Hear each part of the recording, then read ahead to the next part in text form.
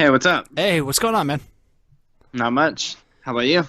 Uh, about the same. Just got home from work. Had to deal with traffic. Always fun. What city do you live in? I'm in New Jersey. I'm right outside of Newark and Jersey City. So I'm about 15 minutes outside of New York City. Nice. I have a really good friend that lives there in Montvale. Okay, yeah, that's up north. I live in Kearney. It's Cool. if you've ever seen The Sopranos, basically the entire opening sequence is filmed in Kearney. So Nice. Yeah, I've only watched the first few episodes. didn't really get into it. I was watching it at the studio, and then I guess I had other stuff to do. Yeah, I mean you're a busy guy. I don't think Sopranos is high up on your priority list. I love shows, but someone was tracking, and one of the interns or assistant engineers was like, "Oh, let's start Sopranos or something," and then he got we went and got a box of Krispy Kremes, a Ooh. dozen, and he ate all dozen of them and fell asleep. Oh my Right God. That was pretty crazy. That was pretty hilarious, but that guy is really funny. My God, that is amazing. How he's, I guess, still alive today is pretty damn impressive. He's not even like a heavy guy. He's like a thin guy. I don't know how he was able to destroy a box of a dozen donuts like just at one time. Oh my God. And that's very, not courteous sharing, with the rest of the band. It was just me and him, and he was like, I think he got a baker's dozen, so because I think they give you one free, so he had like 13, and he's like, you can have one if you want. So I had one, and then he literally ate 12 and immediately fell asleep. Jesus Christ. It was hilarious. Oh my God. But yeah, Krispy Kremes are delicious. And so I forget, this is a podcast, right? Not typed up. No, not typed up at all. So Cool. Whatever you say, people will hear. Cool. I like podcasts. It's a cool way to do it. Yeah, I mean it's awesome that it's like a growing medium because you have the big time names like Joe Rogan, Bill Burr, Mark Maron. They have like their podcast, and then you have like the smaller level ones like Talk Is Jericho. You got Lead Singer Syndrome with Shane Told of Silverstein. Then you have us. Yeah, But that's awesome. yeah, I honestly think podcasting is going to be like the wave of the future because there was It's cool. It's really cool. Yeah, and it's free flowing. It's not like, okay, I'm here with Tyler. Okay, Being as an Ocean, new album. Okay, the Q&A banter. It's not what we do, and me personally, I don't like it at all. So Yeah, I think I prefer podcast interviews with like artists that I like, and even my own friends in bands. yeah, Like I listen to their podcasts, and I say I have a good friend who I tour with, and he did a podcast interview, and I listened to it, and I actually get some cool insights, like listening to a real conversation rather than a quick blurb in a magazine where it's just yeah. I don't know. I like the podcast better, so No, that's cool. absolutely. And that blurb in the magazine could be, just really taken out of context too. You could be like talking on a point and then say something that's somewhat controversial, and they'll only print that, so people always get like the wrong idea. Of course. I mean, magazine journalism can be really cool if it's done really right, but it has to be really good. Like I remember I picked up, I read through AP and stuff like that because we're in it, and they do a good job. But I remember one day I was looking at some music magazines. I picked up Rolling Stone, and I remember thinking, like, man, they have some real journalism in here. Like, I don't know. I just remember I was really impressed with the writing, and I was like, this isn't just the like kid, neighborhood kid with blog asking like, so when's the next album out? Like they were writing some cool articles, and I remember thinking, man, I really respect that, and that's cool. And I just remember thinking that they were doing a really good job.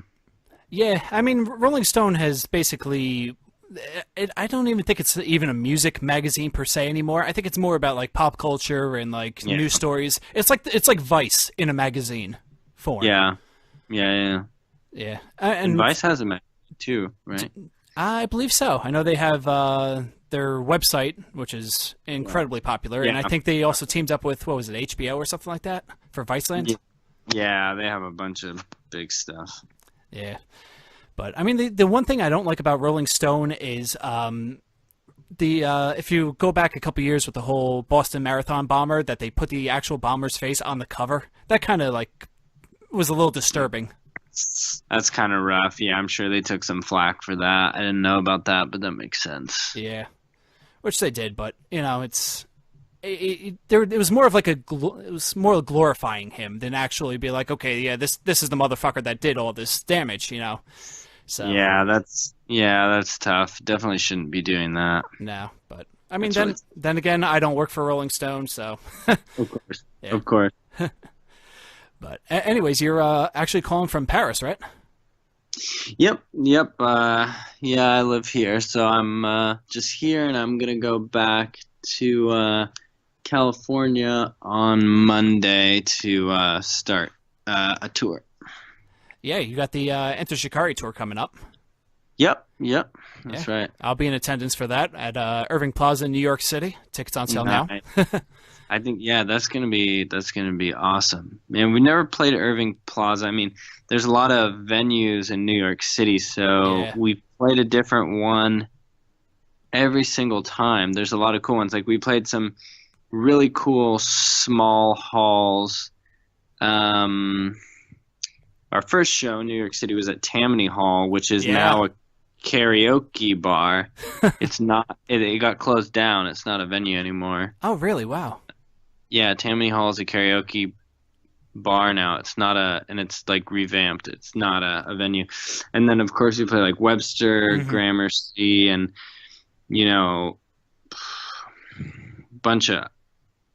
quite a few others. And I think Irving Plaza will be a first for us. So that's cool. Nice. Yeah, it's a great little venue. It holds about maybe like, I want to say 1,000 to 1,200 capacity, and it's like a multi-level thing, kind of like Webster Hall, but a little bit smaller, and it feels more intimate.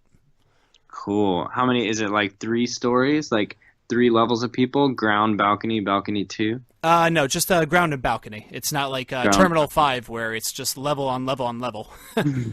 Still cool though. I love that. Like, there's this venue in London called Coco.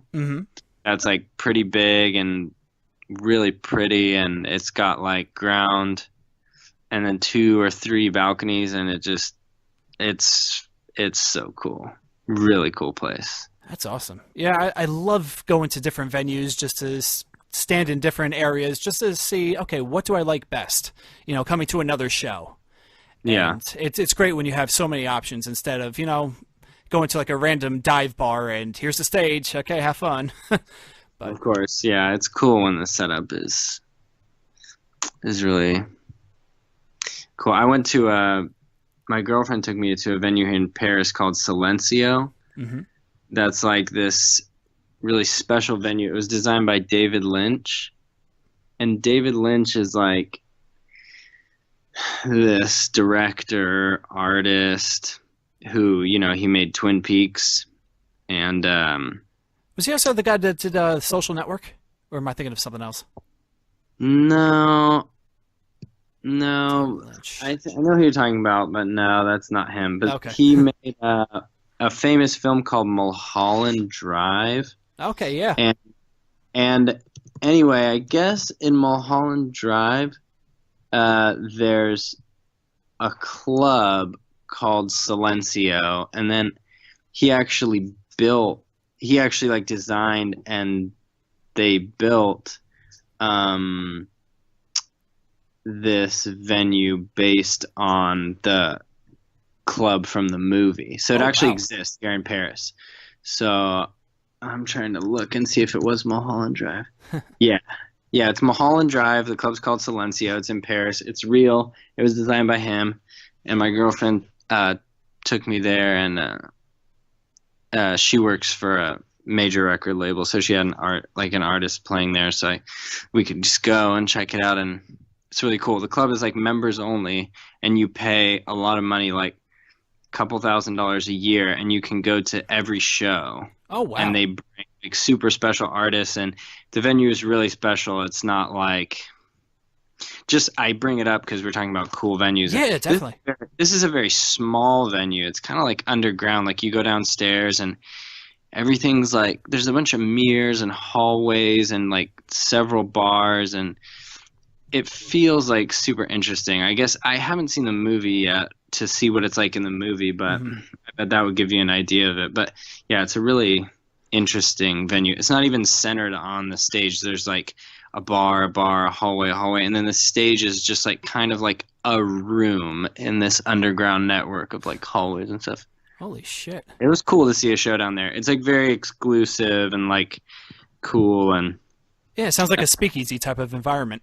That's exactly what it is. Like a speakeasy venue instead of a speakeasy bar. That's definitely what it's like. It's kind of like like a speakeasy where there just happens to be a band playing, but they bring some like serious and cool and like big acts in there, and then these people can go see it if they're like a member.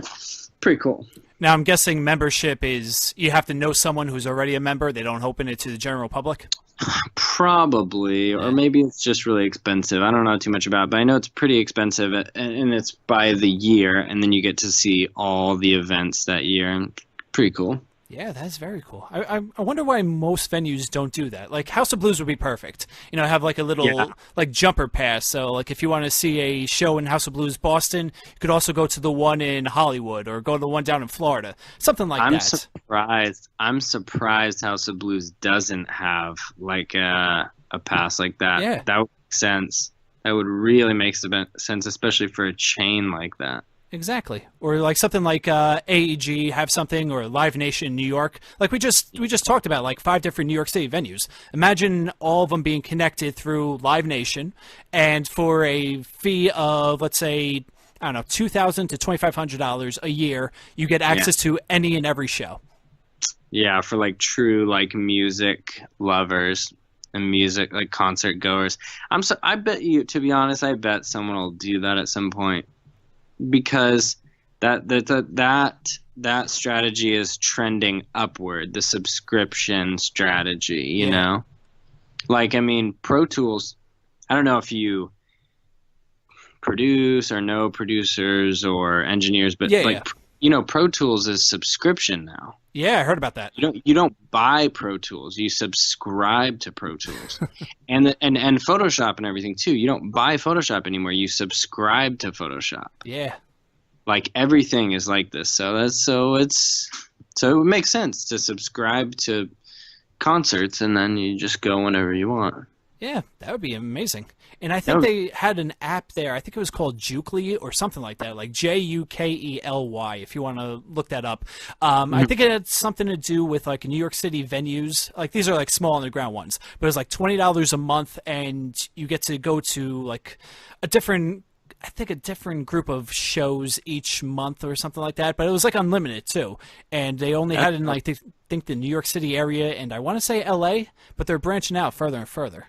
That's dope. I mean, that works for a city. If the city is, if the city is happening and there's a bunch of, like, I live in Paris, or if in Paris it's the same, in New York it's the same. Like, in Paris there's a show every night. I can look up I basically would use bands in town, and I go to Paris, and I can, not only every night is there a show, I mean, there's probably 100 shows every night somewhere in the city, but I think every night, or at least every week, an artist, one of my favorite artists is playing. Like, because Bands in Town captures my Spotify artists. Ah, there we go. And I put in Paris, and it shows me, what artists that are saved in my Spotify when they're playing in Paris, and it's like, at any time I could look it up and be like, oh, Bon Iver is playing, here next week, and then Sarah Rose is playing the next week, and this rapper is playing here the next week, and something's always happening, Oh, that's awesome. I didn't know Paris was that into music. Oh, yeah, it is, for sure. I mean, there's unlimited venues and clubs and bars and all that stuff. Yeah, I mean, there's just always something. It's just like Paris is just the New York City of France, Yeah. Only a very nicer version. I mean, it's just the same, honestly. It's not even.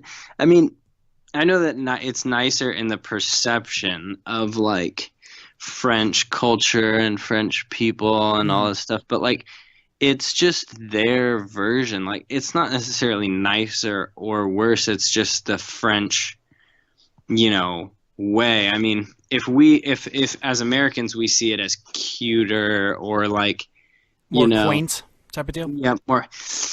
It's not even more. I mean, I'll tell you where the quaintness comes from. I don't know if this is interesting to people on the podcast, but I know. Who cares? It's interesting to me and you. That's all that matters. Yeah, and this is a real thing. I mean, so I don't know exactly why, but I'll tell you an answer to two questions. So basically, if you wonder how is the Eiffel Tower so like famous and picturesque, and why do we see Paris as so quaint? It's basically because there's a limit to building height. So you can only build buildings here like 6 or 7 stories high. Oh wow! Not like New York. So that's why when you see a picture of New York, the buildings, the skyscrapers go out of frame, and you see the skyline as this descending row of buildings. And that's the picture of New York that you have in your head, is like you're standing in the street, you see a bunch of yellow cabs, and you see skyscrapers going up out of frame, Yeah. And then the picture you have of Paris is like this quaint little 18th century or whatever. I mean, I have to look up the right exact century where all these buildings were made, but a little bit old, and like every building is like 6 stories high. So you always kind of get this. Every picture you see of Paris has the corner of the building, and then you see some sky in there because there's no skyscrapers. You're not allowed to build them. You can only go like 6, 8, 9 stories max. And that's why the Eiffel Tower is so picturesque, because it's actually pretty huge. I mean, it would only be as big as like, I don't know, some skyscraper in New York. It's not taller than like every building in New York. But the thing is, it towers above the city. Because all the buildings are only allowed to be like 8 stories tall max. And then the Eiffel Tower is like, I don't want to say something wrong, but I mean, it's whatever, at least 30, 40, 50 stories. So it looks like a giant toy.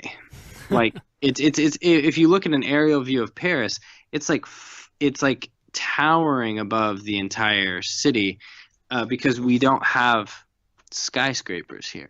Yeah. Not allowed to have them. That's what makes it seem quaint. I mean, it's a bustling. I mean, it is like New York for France, but it's just we don't have this. There's no skyline. There's no skyscrapers. That's what when you picture New York, you picture that skyline. You could draw it on a piece of paper in silhouette, and people would say, oh, that's New York City. But in Paris, you can't draw that. If I can't draw a set of buildings and you say, oh, that's Paris, but I can draw the shape of the Eiffel Tower and you say, oh, that's Paris. Gotcha. So that's what defines the shape of the city. I mean, it's cool. I don't know. Yeah, I mean, I went to Paris once back in 2006, so I really don't remember it. All I remember is the Eiffel Tower having a elevator, which was pretty cool. It shot you all the way up, and then like in the observation deck, it actually, I think it was like all windows around, and like down they had like a little table area saying, okay, New York City is X and X miles away in this direction, or London. That's pretty cool.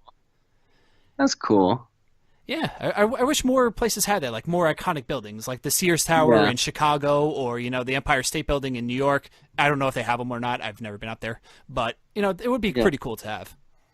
Yeah, I think I went up in the Sears Tower one time, and someone I went to college at the University of Chicago, and it was orientation, and some kid pointed me out the observation deck and was like, if you can see this like little patch of grass or whatever, he's like, that's Canada. You can see to Canada from the Sears Tower. Oh wow. Or I mean, there's another tall building in Chicago. It might have been not the Sears Tower, but this other building that I can't remember the name of. But is that the one with the glass floor where you could step out onto it? Yeah, I think so. I know what one you're talking about. It was oh, I don't know, maybe John Hancock. Maybe the John Hancock building. I think that's what it was. Right. Anyway, yeah, you can see Canada from this building because it's so tall. So that's pretty cool. Yeah, that is awesome. Yeah, I'm assuming it'd have to be like a clear day, like it can't be any fog or anything, but probably not. Yeah, I mean, it's got to be pretty clear to have the visibility to. I mean, if it's clear, you can see really far. I mean, some cities it gets so foggy you can't see anything at all in front of you. You know. Yeah. I'm guessing like Seattle would be like that if you go on top of the needle. Sure. Yeah. Sure. Yeah. Yeah. So right before we get into actually talking about music, why did you choose Paris? Did you like go there once and fall in love with it, or? I fell in love with a girl here who's standing in front of me and kind of like not mocking me, but trying to mess with me while I'm saying that. Yeah, we ended a tour actually. Okay, so we ended a tour in Portugal. Mm-hmm. We played 3 shows in Portugal, and which my friend who lives in Montvale, he played drums for. Oh, okay. He's not our drummer. He was never our drummer. He was a fill-in? And he just, not just a fill-in, but he saved our ass because we had a drummer leave, and basically we had 3 more shows in Portugal and we had no one to play drums. So he always saves us. Like, he was doing merch for us, and he always does merch when it's crazy, but it's like at the last second, like we always ask him, like, I think he wasn't even supposed to do merch on that tour. And then a week before we were leaving to Europe, like, he's from New Jersey, and mm-hmm. you know, you would think he needed to plan a little bit more to go overseas. I mean, and I was like, like someone bailed or something. Do you want to come to Europe? And he was like, sure. And then he's there, and he wasn't even supposed to be there. And it's like, hey, our drummer bailed. Do you want to play drums? Because I know he plays drums. And he's like, and there's no time to practice, so he just has to learn it on the bus on Spotify and just air drum it. And then we just played the shows in Portugal. Like, literally, that's it. We just got to Portugal and just stepped on stage, and we're just like every song he played, it was the first time he had ever played that song. Mother of God. He had never, like, we're performing in front, it was like sold out every night, and when he's playing a song, it's not just the first time he's performed it with us, it's the first time he's played the song on a drum kit. He's only listened to it. That's all he's done. He's just heard it on Spotify and thought about it, and then he's just performing it. Like, so he's crazy. But anyway, so long story short, which it is kind of a long story, but say it, we got time. Okay, I'll make it fast. So I was in Portugal. I was in Porto. Mm-hmm. I was on a flight to my girlfriend's laughing because she's heard this story many times. I was on a flight to Amsterdam. I was going to go to Amsterdam. I had been in Amsterdam before the tour, and I was going to go back after because I liked it. But then I was kind of thinking, well, I've already been to Amsterdam. I could go somewhere else. And my flight connected in Paris. So it was Porto, Paris, Amsterdam. Mm-hmm. So I just had to stop in Paris. And I started kind of thinking, I could go to Paris instead. But I had this Airbnb booked that I was going to stay in Amsterdam. And so I couldn't bail on that. Yeah. That was like not possible. So it wasn't really a thought. And then right as I'm about to board the plane to go to Amsterdam, the guy emails me from the Airbnb and says, it's raining in Amsterdam. There's a leak in the roof in your Airbnb. I'm so sorry, but you can't have this one. I'm going to have to cancel. I'm going to have to get it fixed. I can help you find another one. And as I'm walking down the gate, I just text him, forget it, cancel everything, refund me. Don't worry about finding a new place. Just refund me everything. And he was like, okay, if that's what you want to do. And so I get on the plane to Paris, and while I'm on the plane and we haven't taken off and I still have service, I I search for an Airbnb. Like, I pick my area, I pick my dates, I pick instant book only, like the one where you can just for sure like do it if it's open. Mm-hmm. And I just find a place and I instant book it. And then I message the guy like, hey, because Porto is only like an hour from Paris. So I message him like, hey, I'm landing in an hour. Can you be ready with the key? And he's like, yeah, if you can get, like, I'm going out tonight, but if you can get here within, by 5 or whatever, then yeah, I have the key for you. So I literally fly to Paris, just land to connect to Amsterdam, but instead of going to Amsterdam, I walk off the plane, walk into Paris, hail a cab, just go straight to that address. He gives me the key, and bam, so I'm just in Paris. So I'm living there for like a couple weeks until I have to go record. So I live there for a couple weeks alone, and I wrote Dissolve and OK. Oh, wow. Okay. So the 2 songs that are out right now from our new album. Mm-hmm. So I lived there. So I had my guitar and my computer in my hand, and I went to Paris, and in this Airbnb that the guy gave me, that's where I wrote Dissolve and OK, just alone in my apartment. And this is where I met my girlfriend, and then I just immediately, we totally clicked, and she was like, oh, I want you to come back to Paris. And I was like, yeah, I want to come back. So after I flew back to America to record Dissolve and OK, then I just flew back to Paris, and I've been living here for a year now, over a year. Oh, geez, wow. So that's pretty much that. So how did you end up meeting your girlfriend? Was she in the Airbnb in the area, or? She's laughing at me. We met on Tinder. Okay, hey, nothing wrong with that, man. We met on Tinder, but yeah, we met on the last day before I had to fly back to America, and obviously, it's hard to explain when you first meet someone. Oh, I'm in a band. I need to go record in the studio. I'm leaving for America tomorrow, and all this stuff. So that's like kind of. So she probably thought it was like a one-night stand type of deal.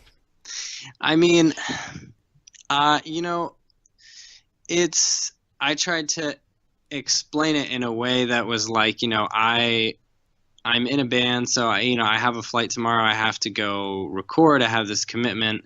Blah, blah, blah. But basically, I told her, the cool thing was, I told her, like, if you want me to come back, I can come back, because I don't have to.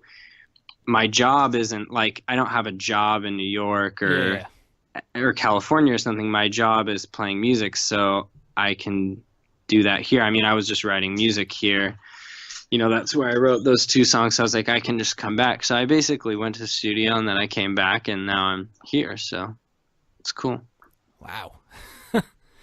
That's pretty crazy. It's all crazy because I wasn't supposed to be here. Exactly. I wasn't supposed to be here. We weren't supposed to meet. So basically, if it weren't for the rain and the hole in the roof and the blah, blah, blah, blah, blah, I would have never gotten here. So that's pretty cool. Yeah, you wouldn't have been living in Paris. You wouldn't have been, out with this girl right now. You could have a whole entire different life if it wasn't for that rain in Amsterdam. Exactly. I could have a whole different life, and maybe the songs would be different. What's to say I would have written the same songs somewhere else with different circumstances? Probably the songs would be different, honestly. Absolutely. You had no distractions really in Paris, so you were able to just bang them out. Yeah. And also, of course, like anyone, I was influenced by everything around me. I was walking around the city, seeing all this stuff and thinking about it, and that's just what enters into your songs. So, yeah. Wow. It's crazy how things work out. It is crazy. Yeah. So, anyways, you have a new album coming out in June called Waiting for Morning to Come. And Yep. I'm looking at the album art, and it's pretty cool how you have the whole traffic light thing. I'm assuming it's like a four-way stop, but you only see 3 traffic lights. They're all red. Where exactly did you get this motivation or inspiration, rather, for this? So we were on tour. We were on tour with Burning Down Alaska and Capsize and Casey a few months ago, like last winter. And I was on the internet and I came across, so there's a site called WeTransfer, and you can like send files on it. Yeah. And you know, people are always using it to send you know, stems and design files and Illustrator files and blah blah blah. So I'm always using it for stuff like, it's like Dropbox, but it's just a website that you can go to with no account and just upload something and send someone a link real quick. Yeah. So it's funny because I've actually found like important artists that we've worked with on WeTransfer before, because WeTransfer, again, long story short, it's because it's a really weird story. WeTransfer does this thing where when you go to WeTransfer, the functionality of the site is in a tiny little box on the left-hand side, and most of the background is some art. And it's not art that they've paid to license or that they made. It's artists that they feature without them even knowing. They just put their art up and put their name down at the bottom, and if you click on the picture, it takes you to that artist's website. The way I know this is because there was this really cool picture on WeTransfer years ago, and I thought, oh, this is awesome. I don't remember exactly what it was, but I clicked it, and it took me to the website for this photographer named Shervin Lanes. And Shervin Lanes is a photographer for Regina Spektor, which is an indie artist that I really like. And of course, and he does hundreds of more artists than that. But the first thing I saw in his portfolio was Regina Spektor. And she has these, I don't want to say famous, but I mean, if you know her music, all her album covers are a photo of her that's like very Indian, cool, and like interesting. And he takes all those. He shoots Regina Spektor's album covers. Like, that's awesome. And so, and I loved his stuff, so I emailed him and said, hey, you know, we're going to be playing in New York City. Could we set up a shoot with you? Anyway, he shot some promos of us, and then again and again. I think he shot us 3 or 4 times. I mean, if you go to my Twitter and you see a picture of me like looking to the side, Shervin took that picture. And if you know what set that's from, Shervin took all those pictures. Anyway, Shervin was like, how did you find me? And I was like, I was on WeTransfer, and your picture was the background. And he was like, oh, I didn't know that. Like, I didn't tell them to do that. And I like looked it up, and basically WeTransfer just like promotes artists that they like. So long story short, I was on WeTransfer again, and I saw this amazing picture of these traffic lights. And I found the name of the guy, and I emailed him, and he's like this German photographer, art student. And he took this picture of these traffic lights. It's just like gorgeous. And you look at it and you think it's like photoshopped or whatever, but basically you dig into it and it's not at all. It's not even edited. It's just, it's completely pure. Like, he just took it like that. And I would be okay if it was like photoshopped or whatever, but it makes it so much cooler to think like the beams look too pure to be real. Yeah. But it's totally real. It was just really foggy. And I mean, he took this in like German countryside, which as a band, we play a ton of shows in Germany, and Germany's a huge market for us. So we drive, I mean, I've driven hundreds of hours through the German countryside, and me and my band all know that that's what it feels like. It can be super empty and mysterious and dark and foggy. And we've had some crazy experiences just driving out there, and super dark and foggy in the middle of the night, and you feel super isolated. And one time we stayed in, you know, we found some hotel or hostel that was really just like a house, and we were checking in at like 4 a.m. And I think we all remember this, like driving through this fog, and we're like, can this be it? And we pull up to this, to this house, Mm-hmm. and it's supposed to be where we're going to sleep because it's some hotel. And I mean, not many people are going to know this or get this unless you're in a touring band and have toured in the European countryside. But there's some hotels out there that are just like, kind of like just a house where people are renting out the rooms, but it's not like Airbnb. It's like it's like a bed and breakfast. But yeah. Okay. So there was like a proprietor, there was like a guy and a lady, but remember, this was like the German-Swiss border, I'm pretty sure, is where we like pulled off, and this like, So is it one of those houses in the middle of nowhere type of deal, or? Yeah, and Okay. and of course these people in the countryside, we don't, we know some German but not a lot, and they know some English or none, so we can't even barely speak to them, and it's all creepy and foggy outside. And anyway, they let us inside, and it was really cool. And then you wake up and it's like, oh my god, we're right next to these mountains that we couldn't see last night, and all this like beautiful stuff. But anyway, that's what pops in my mind when I think of fog in the German countryside. But so I saw this picture. Basically, I was on WeTransfer. I saw this picture. I was like, oh my gosh, this is beautiful. I clicked through, found the guy, sent him an email, said, can we use this as album art, and pay you for it? And he said, yeah. So, and I showed it to my band, and we were trying to decide on album art for the album at the time. We had ideas we had songs and music and lyrics and stuff. We were trying to decide on album art, and I showed this to them, and everybody loved it and wanted to use it. So I think it's just about what it represents to us, and the symbolism that it, the message that it speaks to all of us, and that it speaks to other people. It's a simple photo, but it kind of means a lot to us, especially as it relates to,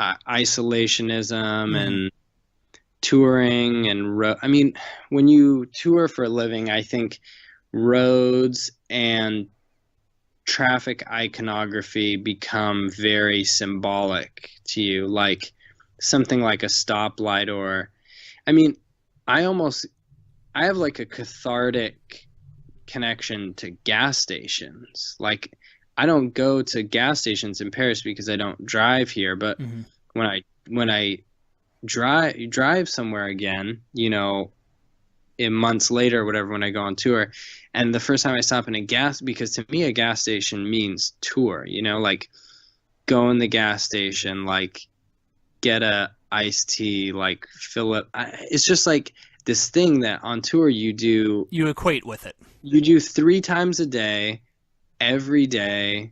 I mean, we probably play 150 shows a year, 200 shows a year. So, 3 times a day, 200 times a year. So, 600 times a year and the thing is, gas stations are all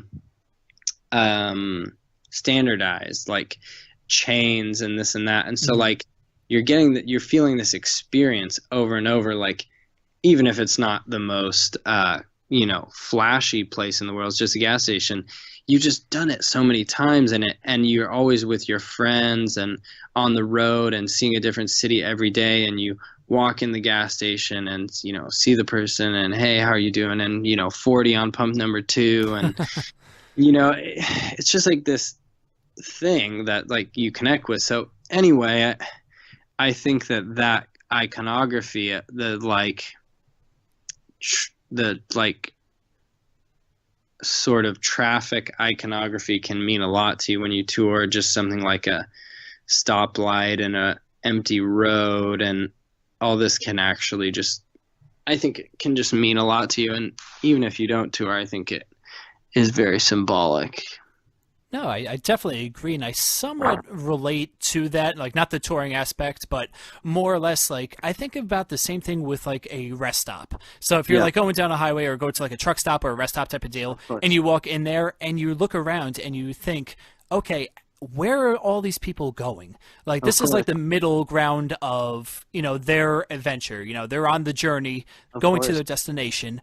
And, even if it's in like New Jersey or something like that, I'd be like, oh, they could be going to the Poconos in Pennsylvania. They could be going to Atlantic City, or it could be something as simple as, hey, I'm going to a sick relative's house to take care of them. Like, you don't know. And it's kind of awkward to ask them, but I kind of understand your whole thing with the gas station. Like, you relate to that because, it brings you to a good time in your life of, hey, I'm with my friends, I'm doing what I love to do. Of course. So. It's a crazy freeing feeling. It's like a reminder of the times that you felt the most free, like from the beginning, like being with your best friends before the band was successful. And when you're just driving around with your best friends being like, what are we doing? Like, playing these shows, like, who knows what could happen? Like, what if we, this is before you've ever gone to Europe or Tokyo. Contemplating your life and your future all. Yeah. This is before you've played in Moscow and before you've played in Singapore and, before you've played in Bangkok, and you're thinking, oh, what if we play in London someday? Wouldn't that be cool? It's crazy. And then you do it. and then you do it, and then you move somewhere, and it's crazy. You fall in love with a girl you met online, and yeah.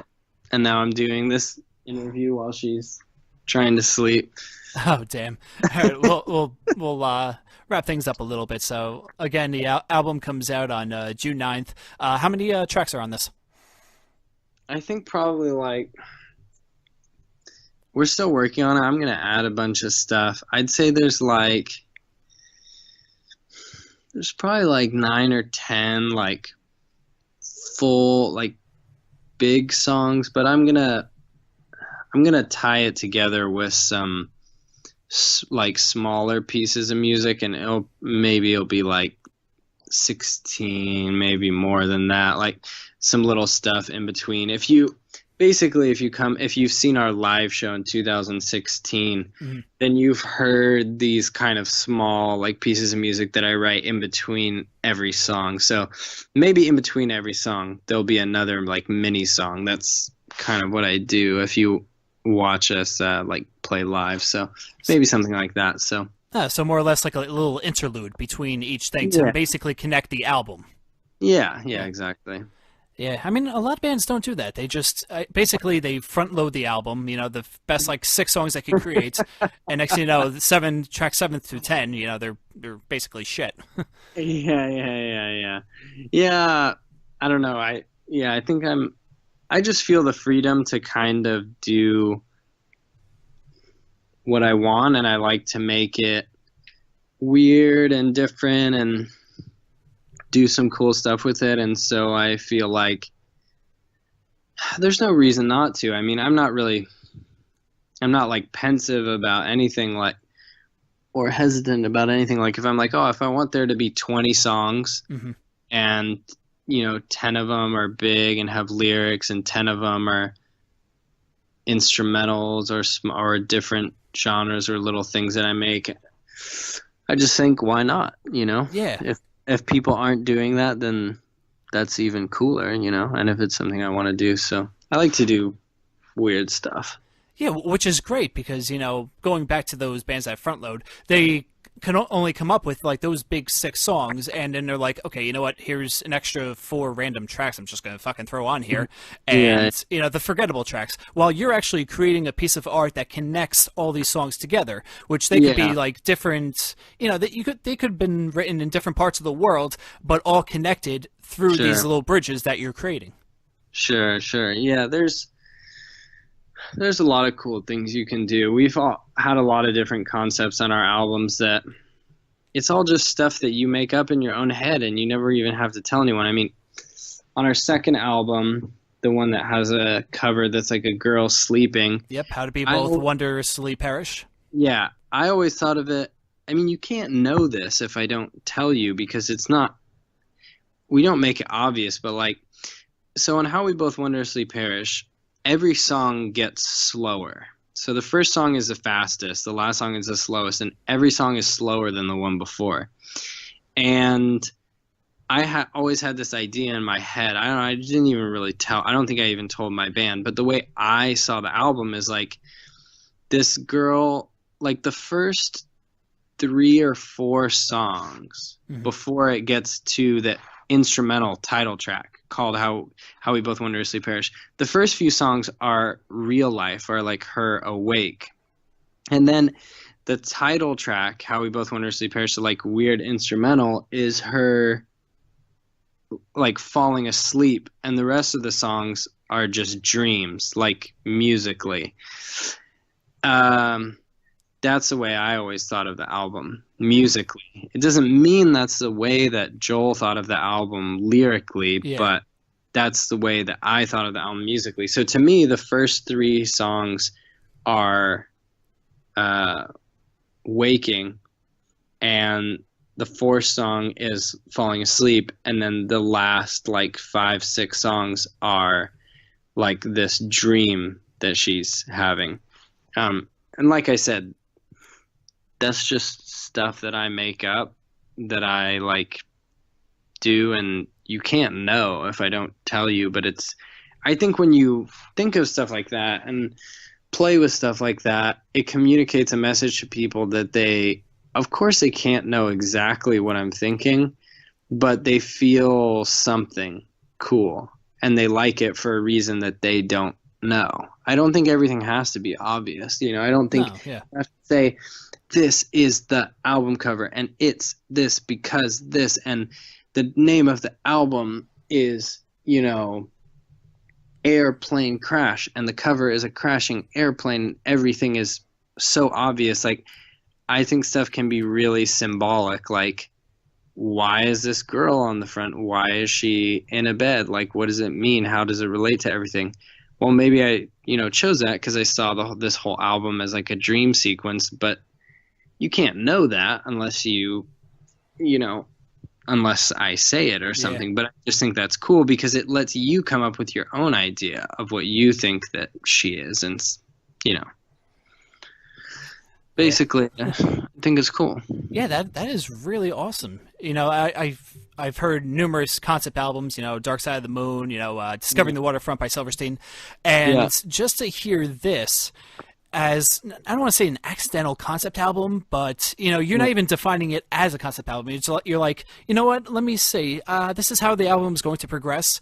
And the fact that, each track from 1 to, 10, keeps getting gradually slower and slower.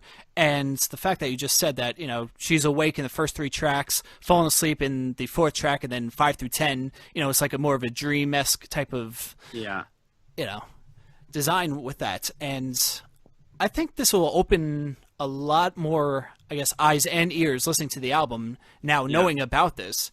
And, I think people are going to have a whole new perspective on this. Yeah, totally. Yeah. So are we expecting something with this new album coming out? Are you going to make everything go from slower to faster? That was a trick we did. That was a trick we did once with like the speed thing. I don't know. We always do something interesting. There's always a reason why we do what we do, and we don't really tell anyone, and we just kind of do it. And I don't know. It's all internal, and we talk about it with each other. And we're all like this. We're all like weirdly artistic, and we're not a very like straight up band. Like we're not a very, we don't need or want things to be obvious. Mm-hmm.